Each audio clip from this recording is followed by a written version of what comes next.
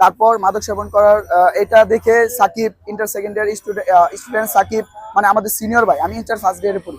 তারপর সাকিব ভাই এটা নিয়ে প্রতিবাদ করার পর এক পক্ষ বিচার হয়। এক পক্ষ বিচার হওয়ার পর তারপর আবার তার সে প্রতিবাদ করে সাকিব এটা নিয়ে কেন এক পক্ষ বিচার হয়। এই এক পক্ষ বিচারের নিয়ে তারপর আমাদের কলেজের ভাইস প্রেসিডেন্ট ছাত্র দলের সভাপতি হচ্ছে তরুণ সেলিম তরুণ, উনি দলবল নিয়ে গিয়ে তাকে হত্যা করে এবং তাকে খুব গুরুতর করে, তার বাঁচার সম্ভাবনা ছিল 1%। তারপর হাসপাতালে ভর্তি ছিল 4 দিন। 4 দিন পর কালকে 10 ডিসেম্বর 1টার পর সে মৃত্যুবরণ করে। কলেজ কর্তৃপক্ষ বলতেছে এটা অনাকাঙ্ক্ষিত ঘটনা, কিন্তু এটা মূলত অনাকাঙ্ক্ষিত ঘটনা না।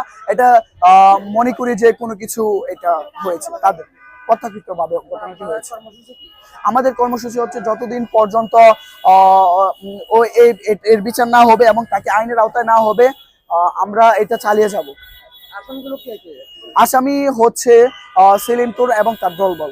আর ছাত্রদল যে সবাই খারাপ তা কিন্তু না, ছাত্রদলে তারা খারাপ, সবাই যে খারাপ তা কিন্তু না, সবাই অনেক ভালো আছে, কিন্তু তাদেরকে নিয়ে তো আগাতে পারবে না দল।